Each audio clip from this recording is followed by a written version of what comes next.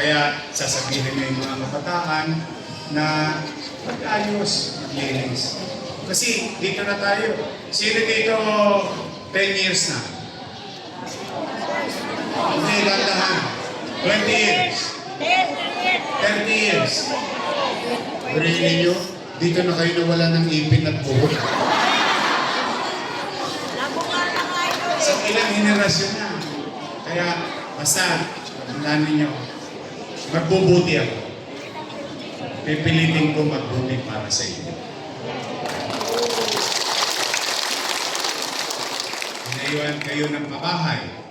Tinayuan kayo ng eskwelahan. Nilagyan ko pa kayo ng presinto. Dati walang presinto rito, PCP lang. Kasi nyo, naalala niyo yung first term ko? Yung naging ang Baseco ay isang presinto. Anong ibig sabihin? Mas maraming pulis. Kasi ang ayaw naman sa pulis, tulonggis.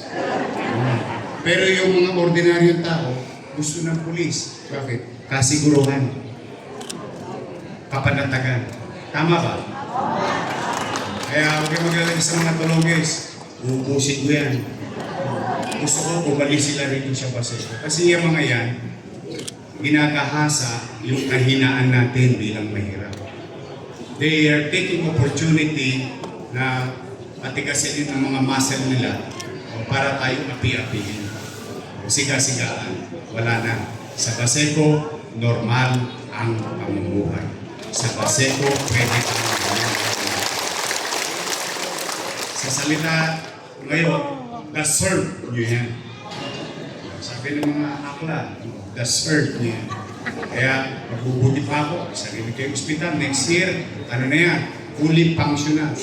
Napasa na yung ordinansa ng mga posihal para sa doktor, nurses, lahat. So, after the DBM, ma-aprobahan nyo, mag-hire na tayo. Yung x-ray ninyo, napondohan ko na 3 weeks ago. May sarili kayo. Mga gamit. Ano yan? Mga gamit. Unti-unti ko yan. Hindi ako unti. For the meantime, may doktor, may gamot. Pag wala akong maibigay na gamot sa inyo, bibigay ko sa inyo, Kispirin. Yakatsu. Yung mga tulonges, bibigyan ko ng gamot. Tokmolodon. Yung tokmolo nila pag ginano kayo. But I'm very happy. Now, nandito kami, nandito si Kuya Tolma. Pagkakaroon ng pagkika. Siyempre kayo, pinakabata sa aming lahat. Bobby Espiritu, Jamie Hison, si Monyo Pangko, si Vice Mayor. Ang inyong lingkod, si Yorme. Nandito kami lahat. Alam niyo naman, ang Maynila, Alaus Chapit. Alam niyo naman na yan, di ba? Pero, nagsisinok talaga ako na mapagkasya ka. Parang tatay. Parang nanay sa bahay. Pinagkakasya-kasya mo lang. At binibigyan mo ng prioridad yung mga importanteng bagay. Tama, mali? Ang pinaka-importante sa lahat, diba, linggo-lagulanit na damit natin ng importante, chicha. Kasi nakakasira ng ulo walang bakay. Nagdidilim ang paningin mo. Pero, kahit tayo tipid, ang inyong pamahalang lungsod, natulog-tulog kami, makahanap ng paraan, kasi gusto ko, ngayong Pasko, walang magutom sa lungsod ng Maynila.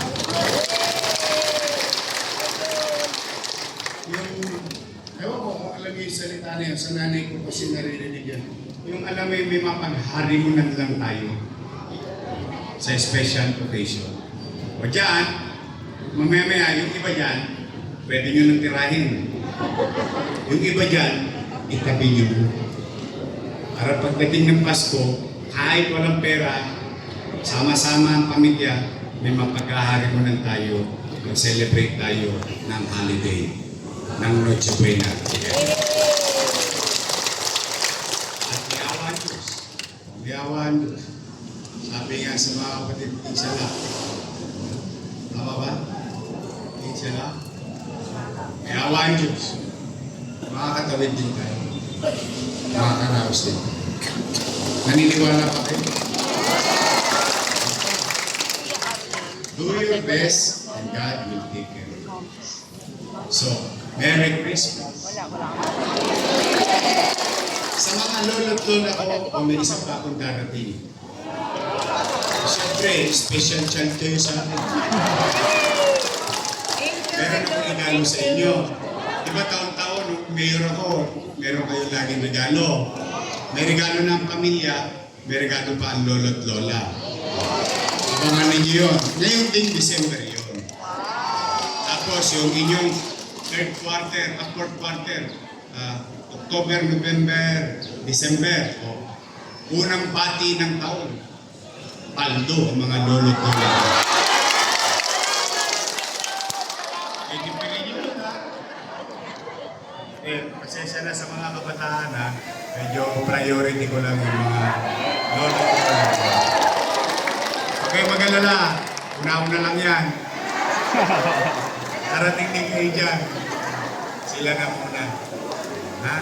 Sa mga lolo't lola ko, mga nanay tatay ko, senior citizen, I love you. Ingat kayo at palainawa kayo ng buong may kapal. Manila! God first. Thank you.